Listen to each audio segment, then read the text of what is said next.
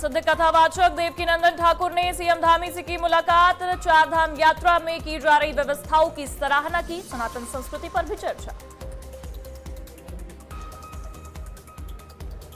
देहरादून में खंड शिक्षा अधिकारी रिश्वत लेते गिरफ्तार। आरटी फंड जारी करने के नाम पर ले रहा था रिश्वत। भ्रष्टाचार निवारण अधिनियम में केस हुआ दर्ज।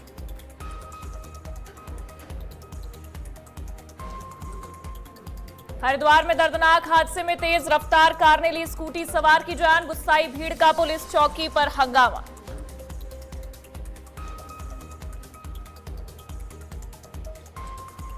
बागेश्वर जिला अस्पताल की बदहाली पर जनाक्रोश। डॉक्टरों की कमी, दवाओं के गायब होने से मरीज बेहाल। 15 सूत्रीय मांगों के साथ आंदोलन की चेतावनी। ममता बनर्जी की भवानीपुर सीट से बीजेपी प्रत्याशी शुवेंदु अधिकारी ने किया नामांकन। अमित शाह ने निकाला रोड शो। दिलचस्प हुई भवानीपुर की जंग। नमस्कार, बहुत स्वागत है आप सभी का। आप देख रहे हैं आज की खबर और मैं हूं आपके साथ प्रगति ठाकुर। स्क्रीन पर दिख रहे सोशल मीडिया हैंडल के जरिए आप मेरे साथ वहां पर भी जुड़ सकते हैं और खबरों से रूबरू हो सकते हैं। चलिए अब देवभूमि से जुड़े खबरों की शुरुआत करेंगे, जहां देहरादून में मुख्यमंत्री पुष्कर सिंह धामी से प्रसिद्ध कथावाचक देवकीनंदन ठाकुर जी महाराज ने आवास में शिष्टाचार मुलाकात की है। इस दौरान दोनों के बीच सनातन संस्कृति, आध्यात्मिक जागरूकता और समाज में नैतिक मूल्यों को मजबूत करने को लेकर विस्तार से चर्चा हुई। देवकीनंदन ठाकुर ने चारधाम यात्रा व्यवस्थाओं में हुए सुधारों की सराहना करते हुए ये कहा कि मुख्यमंत्री धामी के नेतृत्व में यात्रा पहले से अधिक सुव्यवस्थित और सुरक्षित हुई है। साथ ही उन्होंने केदारनाथ और हेमकुंड साहिब रोपवे परियोजनाओं की भी तारीफ की है। मुख्यमंत्री ने इस अवसर पर धार्मिक पर्यटन को बढ़ावा देने और सांस्कृतिक विरासत के संरक्षण के लिए सरकार की प्रतिबद्धता दोहराई है। और वहीं उत्तराखंड में मुख्यमंत्री पुष्कर सिंह धामी की सख्ती के बाद ऑपरेशन प्रहार के तहत पुलिस ने अपराधियों के खिलाफ ताबड़तोड़ कार्रवाई तेज कर दी है। देहरादून पुलिस ने राजपुर फायरिंग हत्याकांड में 3 और आरोपियों को गिरफ्तार किया है, जबकि इस मामले में पहले ही 4 अभियुक्त जेल भेजे जा चुके हैं। वहीं आपको ये जानकारी दे दें कि 18 लाख से भी ज्यादा की डकैती के मामले में फरार आरोपी को महाराष्ट्र पुलिस के साथ संयुक्त कार्रवाई में ऋषिकेश से दबोचा गया है। इसके अलावा 1 लाख के इनामी और जेल से फरार अपराधी को भी देहरादून और टिहरी पुलिस ने संयुक्त ऑपरेशन में गिरफ्तार किया है। पुलिस द्वारा शहर में अतिक्रमण और ट्रैफिक नियमों के उल्लंघन पर भी सख्ती बरती गई है। अब डीजीपी ने यह बताया है कि पूरे प्रदेश में सघन चेकिंग और सत्यापन अभियान चलाकर कानून व्यवस्था को मजबूत किया जा रहा है। और वहीं देहरादून से बड़ी खबर है, जहां मुख्यमंत्री पुष्कर सिंह धामी ने ऑपरेशन प्रहार के तहत पुलिस की कार्रवाई को लेकर महत्वपूर्ण बयान दिया है। उन्होंने कहा कि उत्तराखंड पूरी तरह स्वच्छ और अपराध मुक्त होना चाहिए और हाल ही के कुछ दुखद घटनाओं ने सरकार के लिए चुनौती भी पेश कर दी है। मुख्यमंत्री ने यह साफ कहा है कि पुलिस द्वारा चलाए जा रहे अभियान में अपराधियों को पकड़ने, हॉस्टलों की सघन जांच करने और हॉस्टल संचालकों के सहयोग सुनिश्चित करने पर पूरा जोर दिया जाएगा। बता दें, उन्होंने चेतावनी दी है कि कोई भी अपराधी बख्शा बिल्कुल नहीं जाएगा और सभी स्तरों पर सख्ती बरती जाएगी ताकि राज्य में सुरक्षा और कानून व्यवस्था मजबूत बनी रहे। भूमि पूरी तरह से साफ होनी चाहिए, स्वच्छ होनी चाहिए और अपराध मुक्त होनी चाहिए, ये हमारा संकल्प है। पिछले दिनों जरूर कुछ एक घटनाएं आई हैं जो बहुत दुखद भी हैं और हमारे लिए एक तरह से चुनौती भी है कि हम इन सब घटनाओं को पूरी तरह से समाप्त करेंगे, इनकी पुनरावृत्ति न हो इस प्रकार की व्यवस्था करेंगे। ऑपरेशन प्रहार पुलिस विभाग ने शुरू किया है और उसके तहत बहुत सारे जो अपराधी हैं, गैंगस्टर हैं या पेशेवर अपराध में शामिल हैं, उन सभी को पकड़ने के लिए और जितने यहाँ पर हॉस्टल हैं, क्योंकि देहरादून में हजारों बच्चे देश के भी दुनिया के भी यहाँ पर शिक्षा के लिए आते हैं, अलग अलग इंस्टीट्यूशन में आते हैं, तो उन सभी की छानबीन कर रहे हैं और हॉस्टल संचालकों को भी चूंकि इसमें सहयोग करना होगा सभी को और सभी का जो पिछला रिकॉर्ड है वो भी खंगाल रहे हैं। और वहीं देहरादून के राजपुर क्षेत्र में मॉर्निंग वॉक पर निकले बुजुर्ग की मौत के मामले में पुलिस को बड़ी सफलता मिली है। फायरिंग कांड में शामिल 3 और अभियुक्तों को गिरफ्तार कर लिया गया है। ये पूरी घटना बार में हुए विवाद के बाद 2 पक्षों के बीच पीछा करने के दौरान हुई थी, जिसमें गोली लगने से एक बुजुर्ग की जान चली गई थी। इससे पहले पुलिस 4 आरोपियों को गिरफ्तार कर जेल भेज चुकी है। फिलहाल बाकी आरोपियों की तलाश जारी है। पुलिस की कार्रवाई लगातार देखने को मिल रही है। फायरिंग की घटना हुई थी, जिसमें फायरिंग के दौरान रिटायर्ड ब्रिगेडियर श्री जोशी जी की मृत्यु हो गई थी। उसके संबंध में पुलिस के द्वारा त्वरित कार्रवाई करते हुए एफआईआर कायम की गई थी मर्डर की धाराओं में, और त्वरित कार्रवाई करते हुए उसमें 4 अभियुक्तगणों को गिरफ्तार कर और उनके पास से 2 नाजायज असले बरामद कर उनको न्यायिक अपेक्षा में भेज दिया गया था। आज पुलिस के द्वारा इसमें जो टीमें लगी हुई थी अन्य अभियुक्तों की गिरफ्तारी के हेतु, उनके द्वारा सफलता प्राप्त की गई है। रुक करेंगे अगली खबर का, जहां राज्य में बढ़ते आपराधिक वारदातों को लेकर विपक्ष ने सरकार और प्रशासन पर सवाल खड़े किए हैं। कांग्रेस चुनाव प्रबंधन समिति के अध्यक्ष हरक सिंह रावत ने कानून व्यवस्था पर गंभीर आरोप लगाए हैं। उन्होंने ये कहा कि राजपुर रोड पर पहले भी बार और पब मौजूद थे, लेकिन हालिया घटनाएं पुलिस की सख्ती की कमी को दर्शाती हैं। क्या कुछ कहा है, चलिए आपको सुनवाते हैं। बार तो पहले भी थे, राजपुर में बार पहले भी थे, लेकिन ये कहीं ना कहीं पुलिस की जो सख्ताई नहीं है, ये एकाएक जो ये कुछ समय से ये 5, 7, 10 महीनों में मैं देख रहा हूं। अगर आप माफ करना, आप अगर इस जो ये पोंटा साहिब के लिए रोड बनी, एक्सप्रेस रोड बनी, आप इससे जाओ पोंटा साहिब तक, तो आपको हर खेतों में 5-7 गाड़ियां दिखाई देंगी, तो समझ में आ जाता है ये प्रॉपर डीलिंग हो रही है। और वहीं देहरादून से बड़ी खबर सामने आई है, जहां पुलिस महकमे में देर रात बड़ा फेरबदल किया गया है। 3 थानाध्यक्षों समेत कुल 30 अधिकारियों के तबादले किए गए हैं। बता दें, आधी रात जारी हुई इस ट्रांसफर सूची ने विभाग में हलचल मचा दी है। कानून व्यवस्था को और मजबूत करने के मकसद से कई अहम थानों में नए प्रभारी तैनात किए गए हैं। वरिष्ठ अधिकारियों ने सभी ट्रांसफर किए गए कर्मियों को जल्द से जल्द अपना कार्यभार संभालने के निर्देश दिए हैं। माना यह जा रहा है कि इस बदलाव से पुलिसिंग में तेजी और जवाबदेही दोनों बढ़ेगी। फिलहाल सभी की नजर इस पर है कि नए अधिकारी अपने अपने क्षेत्रों में किस तरह से काम करते हैं।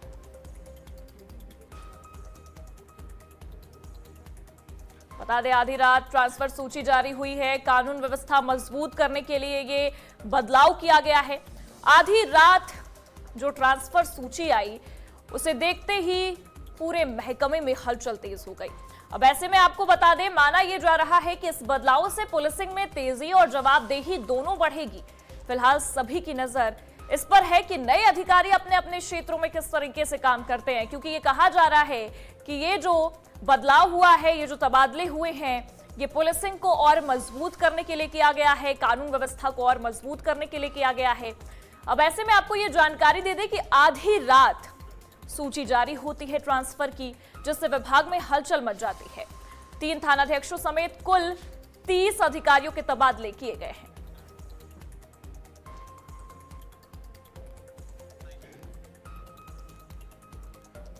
और वहीं हरिद्वार के श्यामपुर इलाके में तेज रफ्तार का कहर देखने को मिला है। एक तेज रफ्तार कार और स्कूटी की भीषण टक्कर में 40 वर्षीय प्रवेश की मौके पर ही मौत हो गई। बताया जा रहा है कि मृतक चंडीघाट बस्ती का रहने वाला था और हाल ही में कांगड़ी क्षेत्र में रह रहा था। हादसा इतना जबरदस्त था कि स्कूटी सवार को संभलने का मौका तक नहीं मिला। घटना के बाद इलाके में अफरा तफरी मच गई है और बड़ी संख्या में लोग मौके पर इकट्ठा हो गए हैं। हादसे के बाद गुस्साए परिजनों और स्थानीय लोगों ने आरोपी चालक को मौके पर बुलाने की मांग को लेकर हंगामा भी शुरू कर दिया। हालात तब और बिगड़ गए जब कुछ लोगों ने चंडीघाट पुलिस चौकी में तोड़फोड़ और पथराव कर दिया। स्थिति को काबू में लाने के लिए पुलिस को हल्का लाठीचार्ज करना पड़ा। पुलिस का यह कहना है कि भीड़ में कुछ लोग नशे की हालत में थे।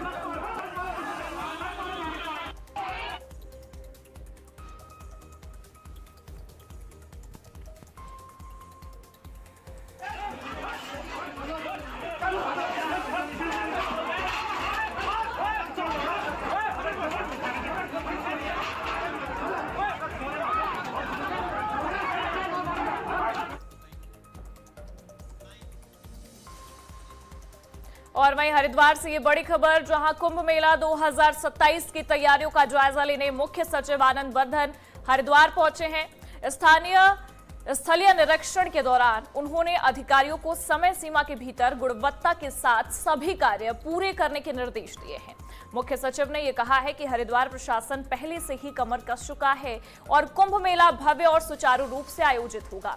साथ ही उन्होंने चारधाम यात्रा की तैयारियों का भी जायजा लिया और सुनिश्चित किया कि यात्रा सुरक्षित और सुविधाजनक हो।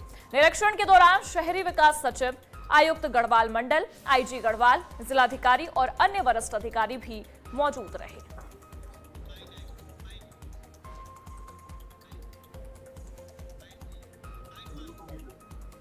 स्वीकृत है, उस पे काम चल रहा है और स्पीड से काम चल रहा है।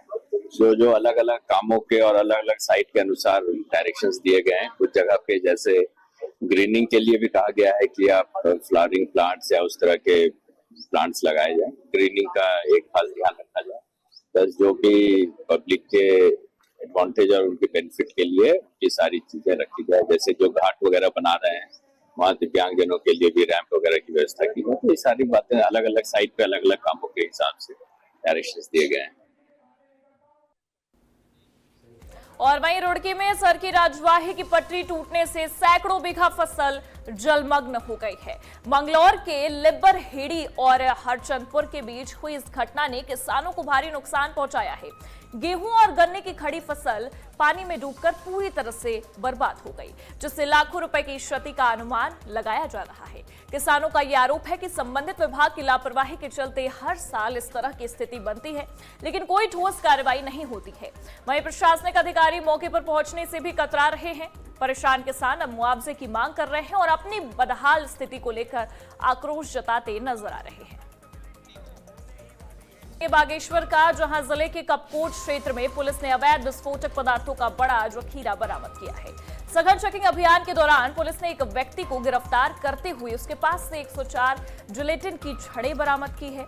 पुलिस अधीक्षक जितेंद्र मेहरा के निर्देश पर चलाए जा रहे अभियान के तहत ये कार्रवाई की गई, जिससे इलाके में हड़कंप मच गया। पूछताछ में आरोपी ने यह बताया है कि विस्फोटक सड़क निर्माण कार्य के दौरान बचे हुए थे, जिन्हें उसने अपने पास रख लिया था। मामले की गंभीरता को देखते हुए बम निरोधक दस्ते को मौके पर बुलाया गया, जिसने बरामद सामग्री को विस्फोटक बताया। फिलहाल पुलिस ने आरोपी के खिलाफ मामला दर्ज कर जांच भी शुरू कर दी है और कानून व्यवस्था को लेकर सख्ती बरती जा रही है। एक अभियुक्त पान सिंह पुत्र उमेश सिंह, जिसकी उम्र 52 साल है, उसको जिलेटिन जो कि एक विस्फोटक पदार्थ है उसके साथ पकड़ा है। इसमें कुल 104 हमारे जिलेटिन रोड पकड़ी गई है और ये हमारे श्यामा चौकी है कपकोट थाने में, वहाँ पकड़े गए हैं। लगभग 15 साल से इसके पास अवैध पड़ा था, इसको सघन चेकिंग के दौरान पकड़ा गया है और इस पे फिर हमने BDS टीम को भी बुला लिया था। बाकी जो SOP है उसको प्रॉपर फॉलो करते हुए आवश्यक वैधानिक कार्रवाई इस पर की गई है और हमने कपकोट थाने में इसमें सुसंगत धाराओं में एक्सप्लोसिव सब्सटेंस एक्ट और BNS में मुकदमा भी पंजीकृत किया। और वहीं देहरादून से इस वक्त की बड़ी खबर आपको बता रहे हैं, जहां डोईवाला में तैनात खंड शिक्षा अधिकारी धनवीर विष्ट को विजिलेंस टीम ने रिश्वत लेते हुए रंगे हाथ गिरफ्तार किया है। जानकारी के मुताबिक आरोपी RTE के तहत निजी विद्यालय को मिलने वाली धनराशि जारी करने के एवज में 1 लाख रुपए की रिश्वत ले रहे थे। सतर्कता विभाग की ट्रैप टीम ने योजनाबद्ध तरीके से कार्रवाई करते हुए आरोपी अधिकारी के साथ एक महिला सहयोगी को भी मौके से गिरफ्तार किया। ये पूरा मामला शिक्षा विभाग में भ्रष्टाचार की गंभीर तस्वीर पेश करता है। फिलहाल दोनों आरोपियों के खिलाफ भ्रष्टाचार निवारण अधिनियम के तहत मामला दर्ज कर आगे की कार्रवाई की जा रही है। विजिलेंस की इस कार्रवाई से विभाग में हड़कंप मचा हुआ है।